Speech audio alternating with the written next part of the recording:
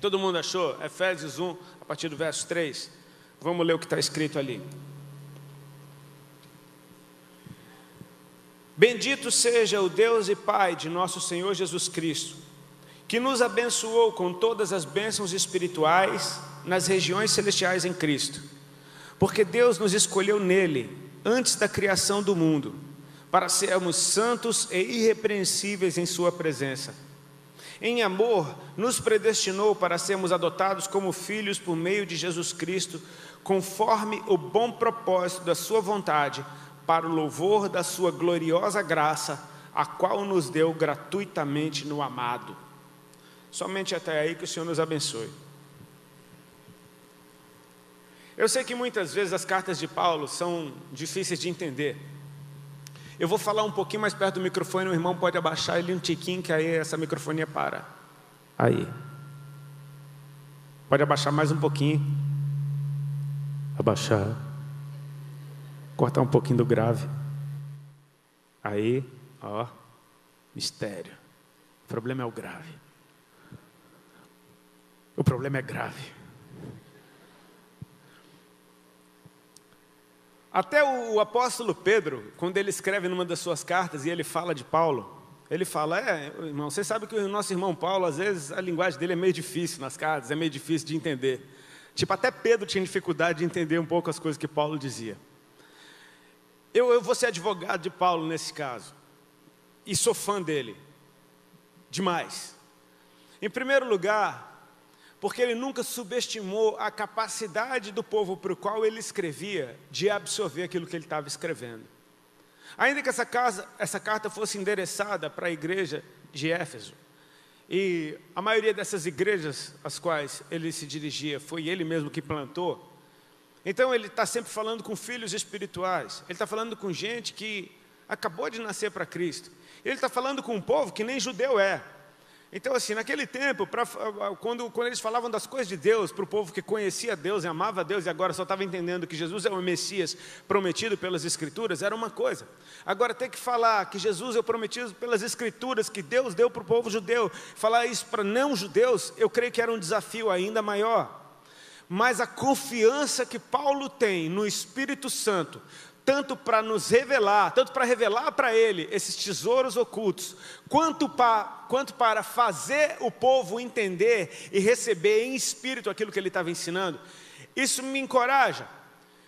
Porque muitas vezes, a maioria das vezes eu saio da minha casa para ministrar para jovens. Como eu estou ministrando aqui, posso ver vocês, a maioria é jovens. Aliás, a totalidade é jovens. Eu sei que tem alguns, receba como elogio você que não é tão jovem assim, amém? Se você está vivo e respira nesse tempo, assim que nem eu, você é jovem. Eu sou sempre o mais velho de toda a mesa que eu sento, cara. Eu sou o ancião da rede de jovens. Eu descobri isso, eu sou tipo o Matusalém dos jovens. Isso me encoraja, porque às vezes eu fico pensando, poxa, eu vou falar para jovens, como é que eu vou falar com essa galera? Aí você se imagina você fazendo uma vozinha engraçada, querendo usar umas gírias que você nem sabe usar, tipo a coisa mais boba do mundo. E aí, beleza? Sabe, tipo assim, eu tive um pastor que uma vez ele começou um culto de jovens, esse era o primeiro culto de jovens da igreja, e aí, galera? Cara, ele falava um galera que parecia que ele estava falando um palavrão, assim, era um treco tão não natural que ficou engraçado nele. Sabe, eu preciso ter a mesma ousadia que Paulo teve, de, cara, entregar para vocês alimento espiritual, crendo que o mesmo Espírito Santo que está em mim, está em você, e Ele pode te fazer entender todas as coisas. Amém? Então, eu oro para que você faça uma oração por você agora. Diz assim, Espírito Santo, eis-me aqui, eu te peço, me ensina a Tua palavra, me mostra a respeito desses lugares, me mostra a respeito do mundo espiritual, e que eu possa receber isso no Espírito, ainda que a minha mente não acompanhe esse ensino, o meu espírito pode receber todas as coisas. Ajude o pregador a ser o mais claro possível, em nome de Jesus, amém? Eu falei do primeiro ponto que eu achava fantástico, a ousadia de Paulo. O segundo ponto que eu acho extremamente fantástico é o desafio que eu creio que ele tinha de tentar pôr em palavras o que ele experimentou no Espírito. Esse homem não era um homem comum. Desde o seu encontro com Cristo, as coisas nunca mais foram comuns para ele.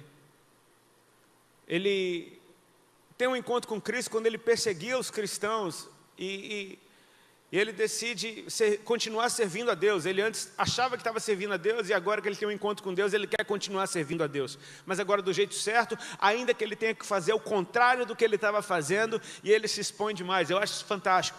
Mas esse cara foi levado a lugares no espírito que você vê pelo teor do que ele escreve. E você fala, cara, eu acho que isso às vezes é complicado demais. Tenta a luta dentro dele de colocar em palavras o que ele viu no espírito, cara. Não se trata de simplesmente ensino, se trata de experiências espirituais que ele teve com o Eterno, tendo aulas do próprio Jesus. Ele mesmo fala, o que eu recebi não foi homem nenhum que me ensinou, mas foi o próprio Jesus que me ensinou. Deus leva ele para as profundezas do coração de Deus, e tem certas coisas que ele fala, cara, eu vi coisas que não dá nem para falar para vocês. Então glória a Deus por essas que ele conseguiu falar para a gente, amém? Porque tem um monte de coisa que ele falou, eu vi coisas que Deus não deixou contar para ninguém. Tipo, vocês vão ficar loucos e eu não quero enlouquecer ninguém, deixa que eu fico louco sozinho. E é muito bom enlouquecer no Senhor, amém? É muito bom quando Deus te leva para lugares nele e você experimenta coisas, cara, que as palavras não são suficientes para descrever. Bom, mas Saulo aqui numa saudação à igreja de Éfeso, ele nos fala coisas tão ricas e tão profundas, que eu acho que tem muito a ver com aquilo que a gente está experimentando nos nossos dias e falando justamente nessa conferência. Irmãos, assim, eu fico muito empolgado e cada vez eu fico mais feliz de sair da minha casa para pregar o Evangelho. Porque eu tenho percebido que Deus está preparando uma geração para recebê-lo. Amém? Não acho que está tudo pronto. Não acho que nada mais precisa ser feito, muito pelo contrário, eu acho que nem começou. Se você percebeu que a gente canta para Jesus hoje dentro das igrejas, fala muito mais de um desejo do nosso coração do que algo que a gente realmente está experimentando. Tipo, eu só quero ver você. Fala de um desejo no meu coração. Me leva à sala do trono, eu quero ver tua face. Fala de um desejo no coração. Sim, eu quero ser essa peça que funciona até o teu sonho se realizar. Fala de um desejo no nosso coração. Ou seja, nós somos uma geração que ainda que não tenha experimentado todas essas coisas, a gente sabe que elas existem e a gente deseja. Amém? E desejar já é um grande passo, porque Deus deseja nos mostrar todas essas coisas. Desejar o que Ele quer me dar é a melhor coisa que você pode desejar nessa vida. A pior coisa é você desejar aquilo que Deus não quer te entregar. Você vai ficar perdendo o seu tempo tentando convencer Deus de fazer a tua vontade. Isso nunca vai acontecer. Você vai se matar num jejum tentando mudar o céu. Isso não vai acontecer. Aliás, deixa eu te mostrar para que serve o jejum. Serve para você morrer. Amém? Ninguém gostou desse lado. Um jejum serve para você morrer, cara. Morrer para você até que a sua vontade se alinhe com a dele. E aí você começa a desejar o que Ele quer para você. E cara, quando você desejar o que Deus quer te dar, você vai ser o cara mais feliz do mundo. É como aquela chuva que cai sobre uma terra sedenta. Sabe, não é uma chuva caindo sobre um lugar alagado, cheio de enchente, que você fala, pelo amor de Deus, para de chover. Não, é uma chuva caindo sobre terra seca. Tipo, há um desejo de receber aquilo que Ele está liberando. E eu oro para que a gente seja como essa terra seca. Amém? Eu creio que Deus está preparando o terreno para nos mostrar algo grande, algo lindo, gerando desejo no nosso coração, nos falando de coisas que são reais no mundo espiritual, que são nossas no mundo espiritual, amém? E Ele está ativando o coração da sua igreja para buscar isso. Sabe, eu acho muito lindo ver tantos jovens hoje em dia, que se entregam para Cristo e têm vindo às conferências, e têm vindo aos ajuntamentos, e já querem fazer alguma coisa. Cara, eu acho fantástico quando você percebe que Deus está fazendo algo e você quer fazer algo também. Fala de desejar o que Ele quer, do que Ele deseja. Amém? Coisa triste é quando as pessoas viram simplesmente espectadores daquilo que Deus está fazendo. A Bíblia nos ensina, não sejam simplesmente ouvintes da palavra, mas sejam praticantes da palavra que você ouviu. Jesus disse, aquele que ouve as minhas palavras e as pratica, Esse é semelhante a um homem que edificou a sua casa sobre a rocha, e veio vento, veio chuva, veio tempestades contra aquela casa, e ela permaneceu, porque firme era o fundamento. Também semelhante a isso, é um homem que ouve as palavras e não pratica, é como alguém que edificou a sua casa sobre a areia, e vem os ventos, tempestades e chuva, e aquela casa foi grande a sua ruína, porque não tinha fundamentos em si. Ou seja, fazer algo com aquilo que a gente recebeu da parte de Deus é extremamente fundamental para que a nossa fé seja viva, amém? A fé sem obras é morta. Se você disser só creio e não faz nada, então a tua fé é morta. Porque se a tua fé é real, você nunca mais consegue ser do mesmo jeito. Se você teve um encontro com o Eterno e você crê que Ele é real, você não consegue mais fazer as coisas erradas que você fazia antes. Não se trata de você agora se esforçar para fazer as coisas certas, mas se trata de, cara, como é que você tem a cara de pau de fazer aquilo que você fazia antes, sabendo que Ele está aqui do teu lado? Ou você crê ou você não crê, porque se você crê, isso foi o maior conflito que aconteceu na minha vida quando eu encontrei Jesus. Quando Ele me curou de uma enfermidade que eu tinha e os sintomas desapareceram. Porque agora eu sabia que Ele era real e que Ele estava me vendo. Aí eu acendi um baseado e eu pensava, Ele está me vendo agora. Aí eu falava um monte de palavrão no microfone e ficava constrangido, porque eu falei, Ele está aqui do meu lado. Você está entendendo como é que a coisa funciona? Muita gente pergunta, como é que você fez para largar as drogas? Cara, na real, eu nem sei o que eu fiz. Ele me libertou das drogas no meio de um baseado. Mas o meu esforço, na real, o meu esforço estava sendo para continuar maconheiro na presença dEle. E eu não consegui. Eu estava tentando ser a mesma coisa depois de um encontro com Cristo. Eu vou te falar, é um plano falido, cara. Porque se você toma consciência de que Ele é real, ao ponto de você poder tocar em você e perceber que Ele te tocou, cara, você nunca mais consegue viver do mesmo jeito. Já não precisa de alguém te dizendo o que fazer, o que não fazer. Você é o seu juiz. A paz de Deus é o seu juiz. Deixa eu colocar isso de uma forma melhor. A paz de Deus é o seu juiz. Se você não está sentindo a paz dEle em você, alguma coisa está de errado. Paulo nos ensina, não entristeçais o Espírito Santo. Ou seja, sabe aquele negócio que o mundo chama de consciência pesada? Depois que você conhece a Cristo, isso se chama tristeza do Espírito. Quando você pisa na bola e você sente aquela angústia dentro de você, você está sentindo o Espírito Santo falando, poxa, cara, que mancada que você deu.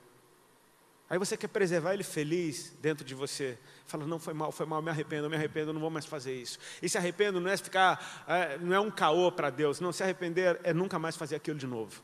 É você agora ter uma nova postura na tua vida. Sabe, eu vejo uma geração que quer fazer alguma coisa e que busca descobrir qual é o seu chamado. Quantos aqui gostariam de saber qual é o seu chamado?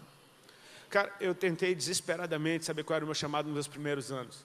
Porque assim, eu era um cara famoso quando eu aceitei Jesus, então todo mundo colava em mim e queria dizer o que eu era agora. E foram muitas vozes dizendo, não, você é isso, você é aquilo. Não, você tem que fazer, você tem que largar essa música e tem que vir para dentro da igreja, cantar louvor. Beleza, glória a Deus, é isso que eu faço, eu gosto de fazer. Aí tinha gente que falava, cara, você tem que fazer um rock pesado para a galera, porque você é você. Aí eu falava, mas o outro me mandou tocar dentro da igreja, como é que agora o outro está me mandando fazer uma sonzeira muito doida? Aí eu falava, não, então eu tenho que fazer uma sonzeira muito doida. Aí eu ficava confuso, aí vinha outro e falava, cara, não, você é um pastor, velho. Você tem que... Eu falei, então não é nem para fazer... É para eu ser pastor, e daqui a pouco, aí tem uma tia minha que é super coruja, e ela gosta de me ver pregando, ela fala, não, você é mestre. Eu falei, pô, mestre, cara, eu sei que eu não sou mestre. Essa parte era fácil de saber que eu não era. Mas sabe, é tanta gente querendo te ajudar a encontrar o teu chamado, até o dia que eu fui ungido, na igreja que eu congrego, fui separado como evangelista. E sabe quem disse que eu era evangelista? Fui eu que falei na frente da congregação. Falei, eu sou um evangelista porque essa é a graça que Deus colocou na minha vida. E numa conferência, que estavam falando de apóstolos e profetas, eu falei sobre evangelistas.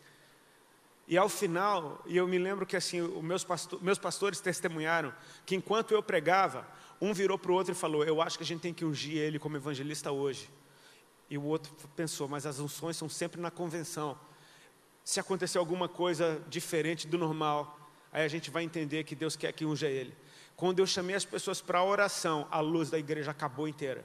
Ficou todo mundo no escuro. Aí o meu pastor olhou para o outro e falou, esse é o sinal que a gente estava querendo. Ele vai ser ungido no secreto. Quando não tem câmera ligada, quando não tem luz acesa. E lá eles me separaram para evangelista. Mas quem falou para eles que eu era evangelista? Fui eu, porque o Espírito me falou que eu era o evangelista pelos frutos que estavam saindo da minha vida.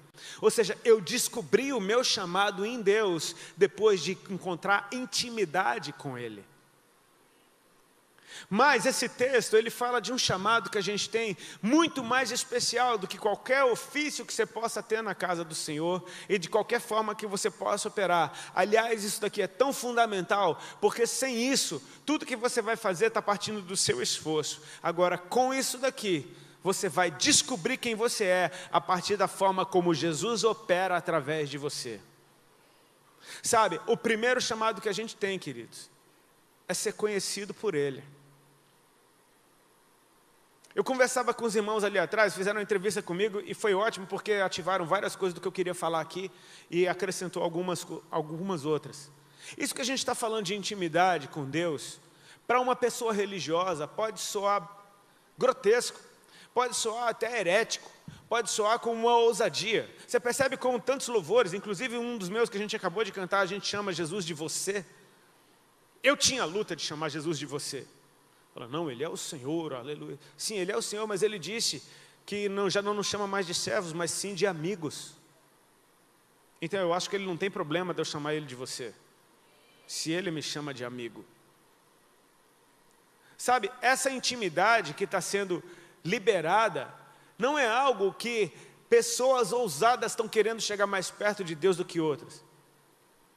Uma das coisas que me chocou nos meus primeiros encontros com o Senhor, e nas primeiras vezes que Ele usou alguém para falar comigo, foi como Deus sabia quem eu era. Ele sabia como a minha criança era. Ele sabia como eu pensava quando eu era criança. Ele me conhecia pelo nome. Ele sabia o nome da minha doença. Ele sabia a minha dor. Ele sabia de coisas a meu respeito que eu nunca contei para ninguém. Ou seja, quem é que tinha intimidade com quem? Essa intimidade que nós estamos buscando para com Deus, nada mais é do que finalmente a gente encontrou uma forma de dar uma resposta à intimidade que Ele quer ter com a gente, que Ele já tem por nos conhecer. Mas Ele quer que nós sejamos conhecidos dEle. Isso às vezes pira a nossa cabeça. Meu irmão, não se iluda, o seu primeiro chamado é estar na presença dEle. Antes de você sair pelo mundo sendo um pastor, um mestre, um apóstolo, um profeta, um evangelista, o teu primeiro chamado é para ser conhecido na presença dEle, é para estar na presença dEle. Ele mesmo fala, naqueles dias muitos dirão, Senhor, Senhor, em teu nome expulsei demônios, em teu nome curei enfermos, em teu nome realizei sinais, e eu vos direi, apartai-vos de mim, vós que praticais a iniquidade, porque não vos conheço. Então Ele que sabe de todas as coisas, Ele conhece as nossas mentes e corações, está dizendo para alguns, não conheço vocês. Então esse não conheço não significa não sei, significa não experimentei vocês. Tipo, nunca vi você por aqui na minha presença. Você tem feito coisas em meu nome, mas eu não conheço você nesse lugar. Você está entendendo que a presença de Deus é um lugar? Não conheço, nunca vi você por aqui. Sabe, esses dias eu estava de férias com a minha esposa, e a gente estava numa praia muito bonita, e o cara que cuidava das cadeiras e dos guarda-sóis ali daquela praia, chega para a gente, eu vou arrumar guarda-sol para vocês, meu nome é fulano de tal, tudo bem, tudo bem. Então, vocês chegaram quando? A gente fala, chegamos não sei quando. Legal, vocês são de onde? Somos do Brasil, não sei o quê. Legal, e você é de onde? Eu sou de não sei onde. Legal, e vocês vão ficar quanto tempo aqui? Vamos ficar um tempinho. Beleza. No outro dia, já não precisava mais de nenhuma pergunta dessa, porque o cara já nos chamava, e aí, Brasil? E aí, brother, beleza?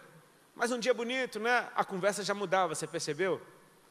Aí, teve um dia que a gente estava saindo da praia, e eu estou vendo aquele mesmo cara indo arrumar a cadeira de outras pessoas. E a conversa era assim, e aí, vocês são de onde? Qual é o nome de vocês? Chegaram quando? Foi boa viagem. Falei, poxa, parece que o cara tem um texto programado. Mas no meio dessa conversa, Deus falou comigo. Ele disse, você não precisa ter nascido num lugar para fazer parte dele. Basta você ser conhecido ali.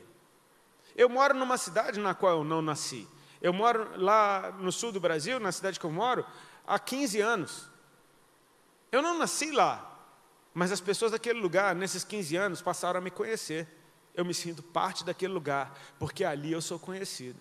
Eu tenho amigos que eu encontro todo dia dentro d'água, e a gente fala da mesma coisa todo dia. Todo dia, eu não sei como a gente tem o mesmo, eu não sei como a gente se gosta, cara. E aí, fulano, cara, como é que a gente tem assunto, todo dia se encontra dentro d'água, a mesma conversa, fala de prancha, conta as mesmas histórias, aí você vê que o cara está te contando uma história que já contou umas 3 vezes, aí você ouve de novo, só por educação, e aí, então eu também vou contar a mesma história de novo. Mas a gente cria vínculos, cara. E quando você vê, você está com saudade daquela pessoa. E a pessoa está atrelada ao lugar. Tem amigo meu que eu não reconheço se ele não estiver molhado. Eu só encontro o cara surfando. Você vê o cara de repente com a juba toda descangalhada, você fala, meu irmão, que é esse cara? Você está sempre vendo o cara com o cabelo molhado. Tem gente que eu só conheço naquele ambiente. Naquele lugar nós somos conhecidos. Parece que a gente faz parte daquilo ali. Aí você chega para surfar, poxa, faz tempo que você não vem aqui, meu irmão, estava sentindo tua falta. Pô, tudo que um surfista quer é não ter ninguém perto dele, para ele poder pegar mais onda. Como é que você está sentindo falta de mais gente no pico? Porque você faz parte do lugar onde você é conhecido. Aquele lugar se torna seu também, amém? E assim, eu quero chamar a tua atenção, principalmente você que é bem jovem mesmo, porque eu tenho visto muito amor ser liberado do céu, sabe? E parece que a gente está começando já pelo fim. E isso é muito bom, começando por um momento extremamente apaixonado com o Senhor. Eu vou te falar, você começar a desfrutar da presença de Deus requer certa maturidade.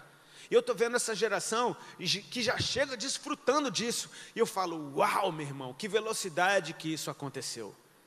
É muito gostoso saber que tem filhos e filhas chegando na presença de Deus e não querem um emprego, não querem um namorado, não querem casar, não estão querendo coisas da parte de Deus. São como aquelas crianças que levaram até Jesus e os discípulos repreendiam, porque tinha muito doente, muito enfermo, tinha muitas necessidades para Jesus resolver. E de repente vem umas crianças. E eles estão falando, não, peraí gente, olha, tem aquela pessoa ali leprosa, vamos dar prioridade para ela. É que nem você chegar no ambulatório, você está com um corte no dedo, dizendo, eu quero ser atendido, e tem um cara com um braço em S do teu lado, e ele não está nem chorando. Você fala, eu acho que não está doendo meu dedo não. Sabe assim, essas crianças chegaram até Jesus, só que olha a reação de Jesus. Jesus ficou irado com seus discípulos e falou, não repreendais os pequeninos, porque dos tais é o reino dos céus. Aliás, aquele que não for com uma dessas crianças, não pode entrar no reino. Então Jesus, tomando-as nos braços, as abençoou e pronto, foi isso. O que aquelas crianças queriam com Jesus? Um abraço. Todo mundo está querendo um milagre, todo mundo está querendo encher minha barriga de peixe, de pão, e as crianças estão querendo me dar um abraço, cara. E é tão lindo ver isso, sabe? Uma geração que quer a face, que quer um abraço, que quer estar perto dele. Cara, isso, olha... Parece que Deus pegou vocês e jogou lá na frente, tipo assim, isso é lindo. Mas, esse papai amoroso, ele também é o Senhor Deus Todo-Poderoso, amém? Esse lugar que a gente tem na presença dele, que é uma delícia de estar, é o santíssimo lugar, cara. Sim, Jesus quando morreu na cruz, diz a Bíblia que houve um terremoto, as paredes do templo racharam, e o véu que separava o santíssimo lugar rasgou de alto a baixo, e aquele lugar que só o sumo sacerdote uma vez por ano entrava, agora ficou exposto. Jesus está dizendo, agora o caminho foi aberto. Agora nós temos acesso à presença de Deus. Mas não é porque o lugar ficou exposto que ele deixou de ser santíssimo, amém? Nós temos acesso porque o sangue de Jesus nos lava de todo o pecado. Então agora nós podemos entrar, mas ele nos leva para um lugar que a gente jamais entraria sozinho. Vocês estão me entendendo? A gente jamais entraria sozinho. Ele abriu o caminho, ele fez um caminho para a gente entrar. Ele próprio é o caminho. Ele abriu o seu coração para que a gente pudesse entrar nesse lugar. Então o mínimo que a gente faz é tomar consciência do lugar onde a gente está e fluir de acordo com a cultura desse lugar, amém? É como se o Senhor nos colocasse num lugar onde a gente não merecia estar, e tudo que Ele pede para a gente agora é, viva de acordo com o lugar onde eu te coloquei. Não significa que tipo assim, porque Ele me amou quando eu estava podre em pecados, que Ele está ok com o meu pecado. Não, Ele odeia o meu pecado. Ele morreu por causa do nosso pecado. Então Ele nos lava completamente, Ele nos absolve de todas as nossas dívidas, de toda a nossa condenação, e o que Ele diz para a gente agora? Vá e não peques mais. Uma mulher pega em adultério, tinha acabado de fazer algo que a lei dizia que ela devia morrer apedrejada. E trouxeram ela até Jesus para tentar Ele, para testar Ele. Tipo, mestre, Moisés disse que tais mulheres devem ser apedrejadas, o que é que o Senhor diz? Ele falou, quem não tiver nenhum pecado, que atire a primeira pedra nela. E aí vem um peso de consciência sobre aquelas pessoas, que a começar pelos mais velhos, eles foram indo embora, até que só ficou a mulher e Jesus. E Jesus vira para ela e fala, cadê teus acusadores, mulher? Ninguém te condenou? Ela disse, não, Senhor, não ficou nenhum sequer. Ele disse, eu também não te condeno. Uau, aquela mulher acabou de cometer adultério, nem pediu perdão, e ele está dizendo, eu te perdoo. Mas o que é que ele completa dizendo para ela? Agora vá e não peques mais. Ele colocou ela num lugar onde os inocentes podem estar. E ele diz para ela, agora viva como alguém que não tem culpa. Agora viva dessa... Vocês estão me entendendo? Ou seja, Ele nos colocou nesse lugar, agora cabe a nós fluir nesse lugar, amém? Não se esqueça, a gente precisa se relacionar com Deus em sua totalidade, em sua integridade, porque Ele é íntegro, Ele é o Cordeiro, Ele é o leão, amém? Ele é o Pai, Ele é o Filho, Ele é o Espírito Santo. Ele é o Deus Todo-Poderoso, o Senhor dos Exércitos, Ele é o Abba Pai. Ele é um Deus que é fogo consumidor e Ele é amor. E a gente precisa aprender a se relacionar com tudo o que Deus é e perceber que Ele é o mesmo. Não é um irado e outro amoroso, é o mesmo que é amor e é santo. Ele é acessível e santíssimo. Ele é meu paizinho no qual eu posso pular no colo dele, abraçar e beijar. Mas Ele é o Rei dos reis, o Senhor dos senhores. Tomar consciência de tudo que Deus é, para desfrutar de tudo que Ele é. Amém? Olha como Paulo começa esse texto. Eu acho lindo isso. Ele diz, bendito seja o Deus e Pai do nosso Senhor Jesus Cristo, que nos abençoou com todas as bênçãos espirituais nas regiões celestiais em Cristo. Vamos começar por aí para ficar menos complicado possível. Vocês oraram para o pregador ser o mais claro, amém? Eu não sei quanto tempo eu tenho, mas eu oro para que você tenha paciência comigo, amém? Bendito seja o Deus e Pai de nosso Senhor Jesus Cristo, que nos abençoou com todas as bênçãos espirituais nas regiões celestiais em Cristo. Irmãos, você se lembra o que é que te trouxe até a presença de Deus? Você se lembra? Eu me lembro. Ele me encontrou primeiro. Mas a maioria das pessoas que entram numa igreja, entram porque estão com algum problema.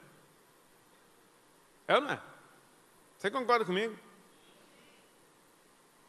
Na igreja é cheio de gente problemática mesmo, cara. Não que no mundo não seja. Na igreja, talvez a única diferença é porque o povo da igreja já se tocou que é. Não é aquele negócio que a gente se acha bom porque é crente. Não, a gente só se tocou que a gente é ruim. Pronto, já me toquei que eu sou ruim, eu preciso dele. Então a gente entra, mas a gente tinha algum BO, a gente tinha alguma coisa que na maioria esmagadora das vezes, a gente tentou de várias formas diferentes resolver e nada deu certo. Aí a gente apela até para Deus. Tá bom, a máquina está concordando, eu também. Na língua da fumaça está falando, é verdade, fala Deus. A maioria esmagadora das vezes, a gente tentou de tudo, cara, e nada deu certo. A gente é como aquela mulher que tinha um fluxo de sangue, que a Bíblia diz que há 12 anos ela padecia de uma hemorragia, que ela tinha gastado todo o seu dinheiro com médicos e ninguém podia lhe ajudar. Ou seja, nada deu certo, você apela para Jesus. Tipo assim, quantos já não fizeram aquela oração, tipo assim, Deus, se Tu é Deus, então... Né? Tipo assim, se fala até de cantinho para ninguém te ver falando com Deus. Tipo assim, Deus, se Tu é Deus, então eu prometo que se Tu der um jeito nesse negócio aqui. É ou não é? A gente veio porque a gente queria ser abençoado, irmão. Vamos ser sinceros, a gente veio porque a gente queria ser abençoado, amém? Aí você acha que se você vier, você vai ser abençoado. E não está errado não. Porque se você vier e se entregar, ao lavar a tua vida com o sangue dele, de uma maneira escandalosa,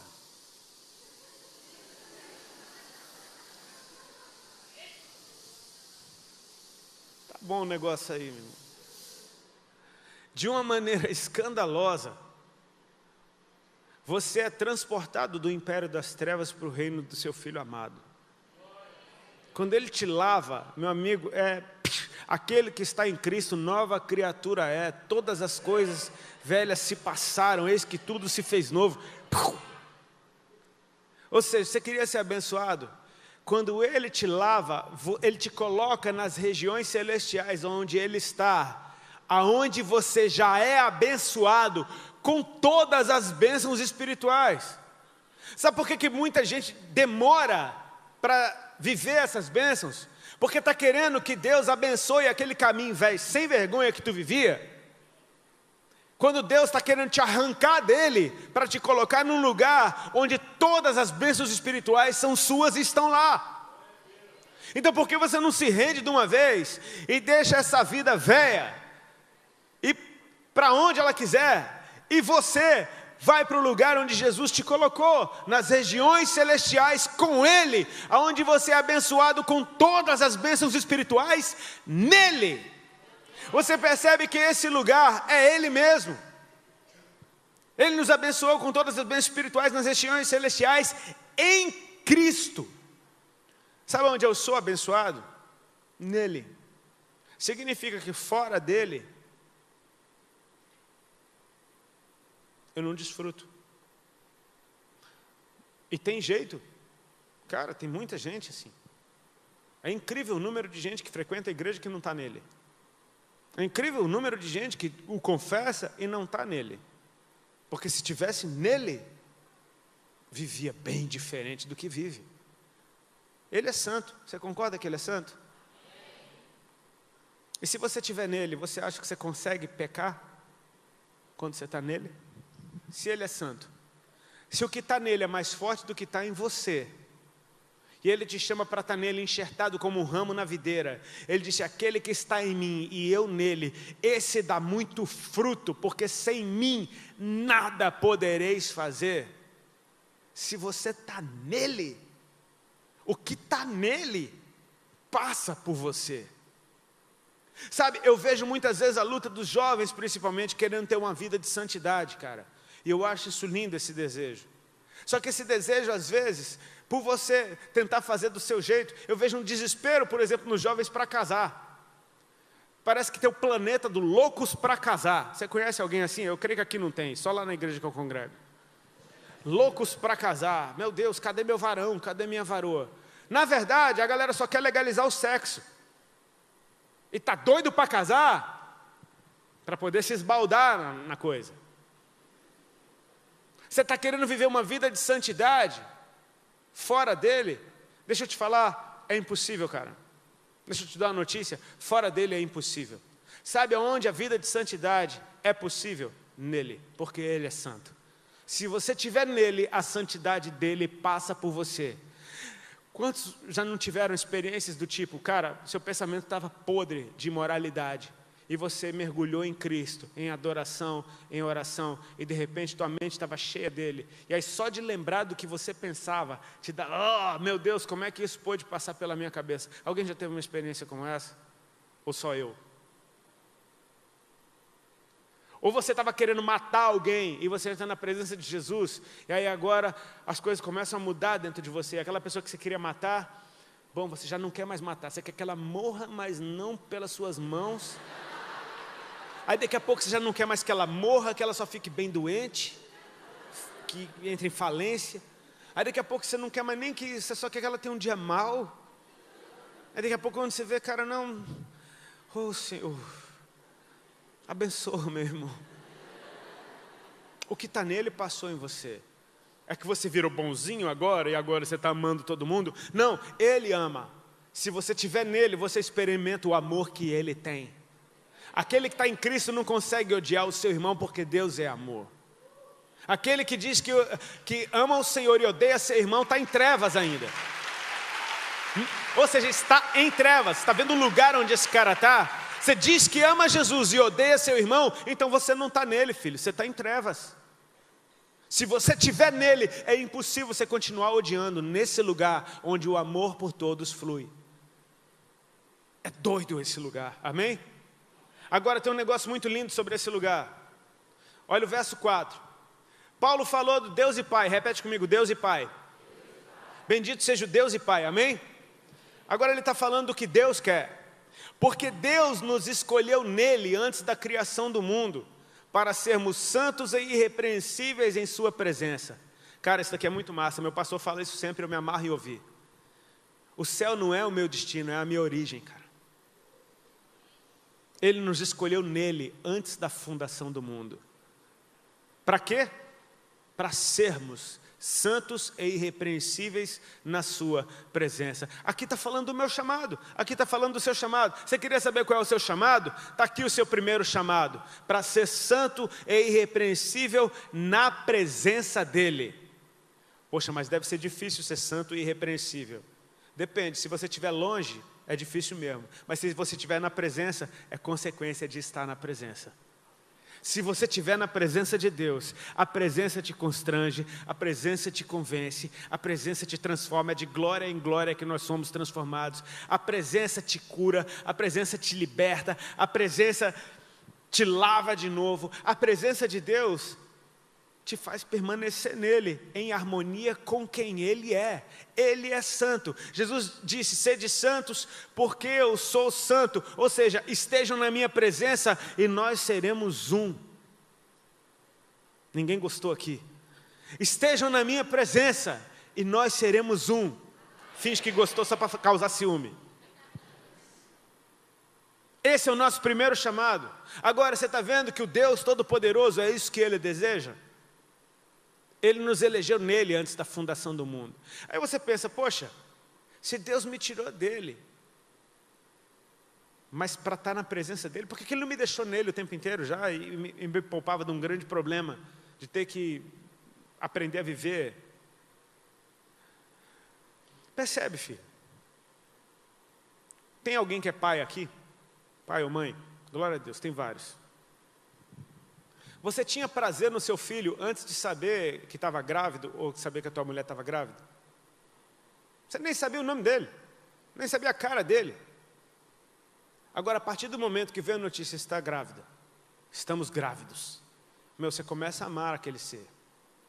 E você começa a imaginar como é que é o rostinho, e já começa a pensar no nome, e já começa a pensar no destino dele, você pensando nele crescendo, você pensa nele te dando alegria, até o dia que ele nasce, junto com o filho nasce um pai, nasce uma mãe, nascem pessoas diferentes, e agora você tem prazer naquela coisinha que não sabe fazer nada, que só faz sujeira, e você ama, e ele faz cocô na sua mão, e você não acha ruim, ele vomita na sua roupa limpa, e está tudo ok, a chupeta caiu no chão, você limpa na sua própria boca, você pega e enfia de novo na boca dele.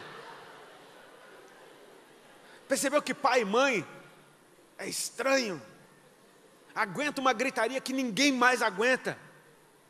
Aguenta um barulho. Eu tenho um casal de amigos que tem 3 filhos que eram muito espoleta quando era moleque. Cara, eu ia na casa deles, era tudo voando.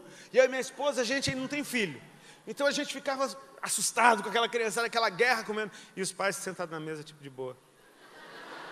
Tudo voando. Pai aguenta, pai e mãe aguenta. Sabe por quê? Porque tem prazer nos filhos que colocou para fora de si. Para você ter prazer, ele tem que nascer. Eu não sei quantos filhos tem dentro de mim, quantos filhos eu posso gerar, mas eu só vou ter prazer neles quando eles vierem à luz e quando eu puder olhar e interagir, ter comunhão, relacionamento e intimidade com eles. Então o Pai nos elegeu nele, antes da fundação do mundo, para sairmos e estarmos na sua presença. Amém? E permanecemos nesse lugar. Isso é o Deus Todo-Poderoso. Você percebe que Deus quer isso de você? Aí agora, como Paulo continua, ele fala da mesma coisa, mas fala como agora um pai pensa. Em amor nos predestinou para sermos adotados como filhos por meio de Jesus Cristo, conforme o bom propósito da sua vontade. Ou seja, nós saímos dele, mas nós pecamos. Ou seja, nós nos desligamos desse lugar. Nós nos desligamos da fonte com o nosso pecado, com a nossa desobediência. Nós fomos para longe, cara. E longe da fonte a gente morre, a gente perece. Tem um pastor amigo meu aqui do Nordeste. Ele manda um devocional todo dia. E teve um dia que o devocional dele me abençoou demais. Como sempre me abençoou, mas esse foi especial. Ele fala da criação. E ele estava falando que Deus, antes de fazer os animais, a erva do campo, Ele primeiro criou a terra. E Ele deu ordem para a terra criar os seus seres viventes e as ervas do campo. Ele dá ordem para a água produzir os seus seres. E Deus diz, façamos o homem à nossa imagem e semelhança. O que é que ele estava dizendo nesse ensino? Que Deus, antes de criar as coisas que vão habitar, Ele criou o habitat delas. Ele criou a terra e criou os bichos que iam viver ali. Ele criou o habitat primeiro e depois ele. Depois os seres da terra. Ele cria o habitat, que é a água, e depois cria os seres que habitam na água. E Deus diz, façamos o homem à nossa imagem e semelhança. Isso é muito legal. O nosso habitat é Deus, cara. Nós viemos a partir dEle. O nosso habitat é Ele. Se a gente sai dEle, a gente perece. Se a gente sai dEle, a nossa vida se esvai. Se a gente sai dEle, dá tudo errado, porque a gente não sabe para que a gente foi feito. Por isso que Deus amou o mundo de tal maneira que deu o seu Filho único para que todo aquele que nele crê não pereça, mas tenha vida eterna. Ou seja, Ele nos colocou para habitar na sua presença, mas nós saímos por aí loucos no pecado. Então Ele, como um Pai amoroso, nos predestinou para sermos adotados como Cristo. Veio Cristo e nos trouxe lá de fora, de volta para esse lugar. De volta para um lugar que a gente nunca deveria ter saído. De volta para um lugar onde a gente nasceu para estar. Cara, deixa eu te falar, a presença de Deus tem tudo a ver contigo.